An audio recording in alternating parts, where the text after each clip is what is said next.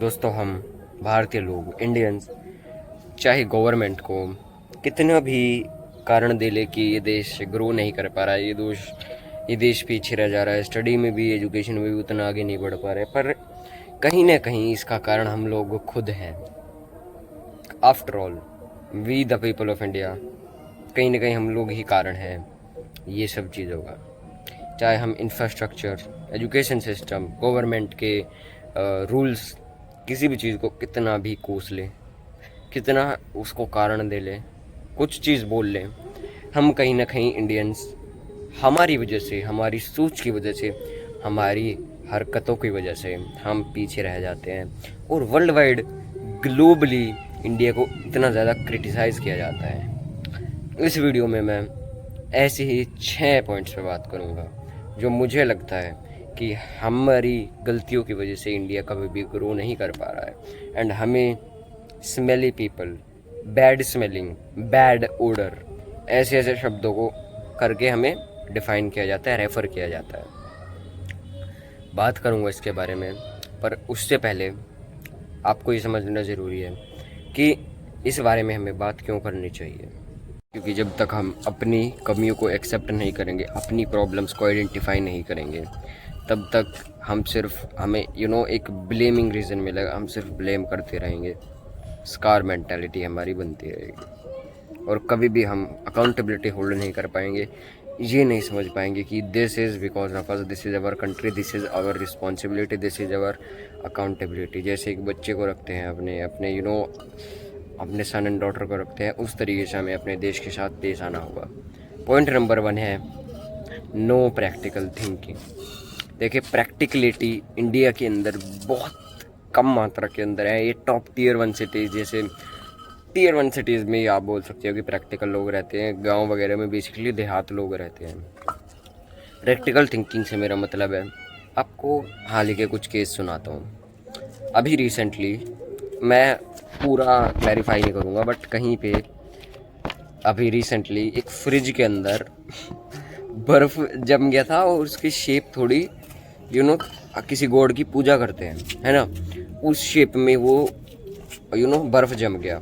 And वहाँ पे आस पड़ोस के लोग इकट्ठा हो गए, उसकी पूजा करने लग गए। फ्रिज खोल के बंद करके वहाँ पे पूजा करने लगे और आसपास के लोग खड़े हो गए and saying this is a चमत्कार और पता नहीं क्या क्या। ब्रो, सोच के वजह को हंसी आ रही है। मैं उतना खुल के बता नहीं पा रहा हूँ। आप सोच के देखिए कि एक फ्रिज में जमे हुए पानी को लिटरली वहाँ पे बोला जा रहा है, उसकी पूजा की जा रही है। Now I don't know about this bro, ये क्या चीज़ है, क्या इसका क्लैरिफिकेशन हो सकता है। Now I do not know about this bro. कुछ भी होता है हमारी कंट्री के बारे में। दूसरा केस, ये पॉइंट को ऐड करने का मेन रीज़न ये नहीं है कि वर्ल्ड वाइड हमारे देश के बारे में क्या कहा जाता है। काफ़ी लोग कहते हैं इम्प्रैक्टिकल है, ये है, वो है। एक बार को सब चीज़ें का आप एक्सप्लेनेशन दे सकते हो, बट द रीज़न मैंने ऐड किया है इज़ बिकॉज कि मैं खुद भी फील करता हूँ वो चीज़। जैसे कि मुझे एक बात कही गई थी अभी रिसेंटली, जिसने मुझे हिला दिया और स्पेशली कहा कि इस पॉइंट को ऐड करो इस वीडियो में। वो है कि जो छोटे बच्चे पैर का अंगूठा चूसते हैं, वो बहुत अमीर बनते हैं, बहुत लक्की होते हैं परिवार के लिए, एंड करोड़पति बनते हैं वो सीधा। आई मीन ओके, जो भी है। देखो भाई, मैं किसी के बिलीव को, किसी के फेथ को चैलेंज नहीं कर रहा हूँ यहाँ पे। इट्स ओके, जो सब सोचते हैं अपना अपना डिफरेंट है, बट काइंडली मुझे बताइए क्या इस चीज़ में कोई सेंस है? नहीं है। तो please start thinking practical, be practical in your life, ताकि आने वाली जनरेशन इस टैग को हटा सके, ऐसे लगे हुए धब्बे को मिटा सके। दूसरा है, सब चलता है भाई। देखिए, यहाँ पे अकाउंटेबिलिटी लेना तो दूर की बात है। जब आप एक इवन पन्नी भी कहीं पे फेंक देते हो, या यू थ्रू रैपर और समथिंग लाइक दैट, तो वहाँ पे अगर आपको कोई आके बोल दे भाई तू ये क्या कर रहा है, तू क्यों गंदगी फैला रहा है अपने देश के अंदर, तो वहाँ पे क्लियरली आपको बोल दिया जाएगा अरे सब चलता है भाई। Now this is not a practical thought, this is not a practical way of doing things.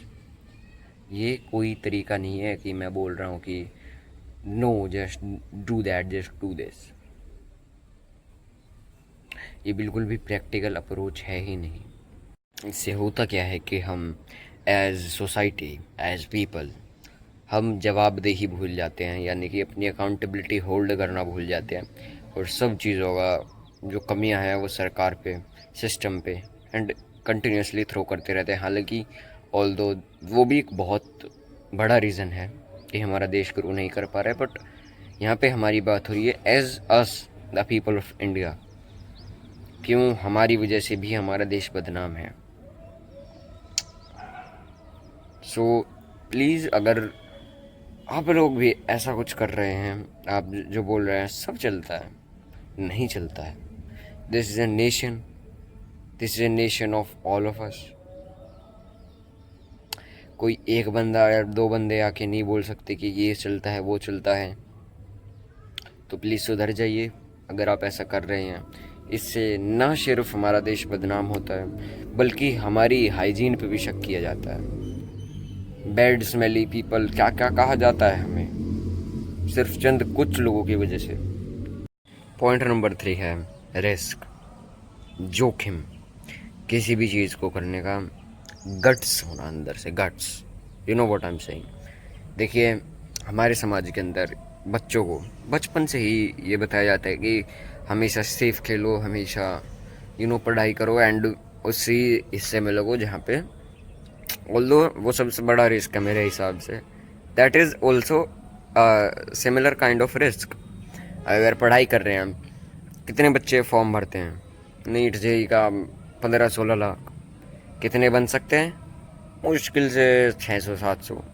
0.1% से कम होता है कंपटीशन।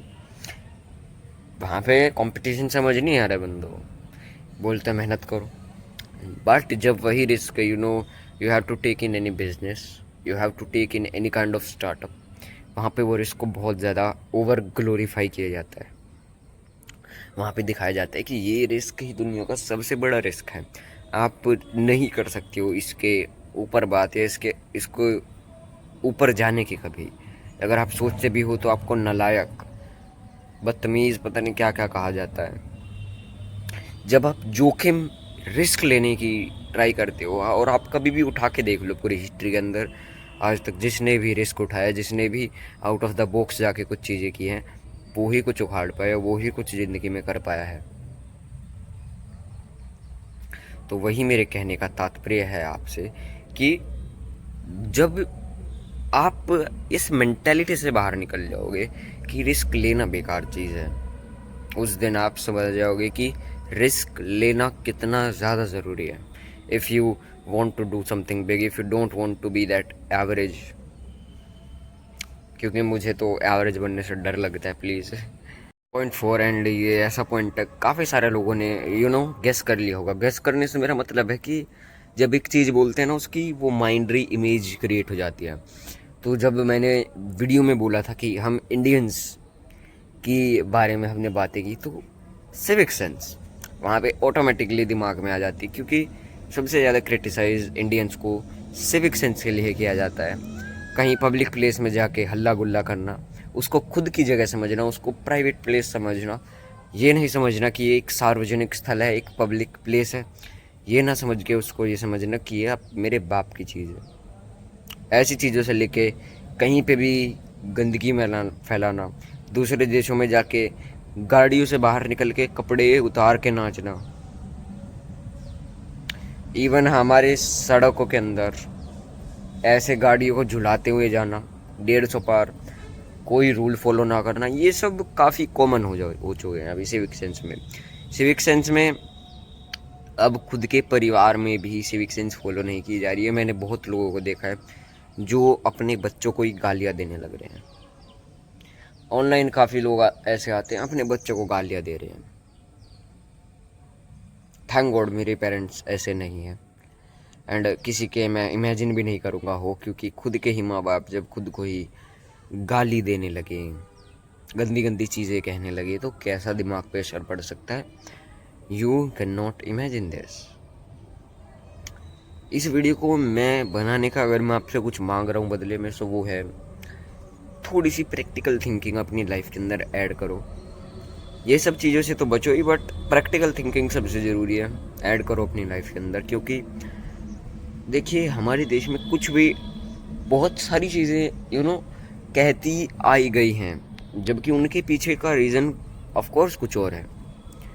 बट जो बूढ़े हैं हमारे देश के, उन्होंने ऐसी ऐसी अफवाहें फैलाई है, ऐसी ऐसी मिस इन्फॉर्मेशंस फैलाई हैं, जिन पे विश्वास कर पाना काफ़ी ज़्यादा मुश्किल है। When I think about that, बहुत अजीब लगता है मुझे, और मैं सोचता हूँ कि bro how does this thing have a logic. जैसे कि मैंने अभी बताया था कि पैर का अंगूठा जो चूसता है वो बहुत ज़्यादा गॉड गिफ्टेड चाइल्ड होता है। Now this does not really make any sense bro. इस वीडियो में इतना ही, मिलूँगा आपको फिर किसी और वीडियो में। Thank you so much for watching, bye bye.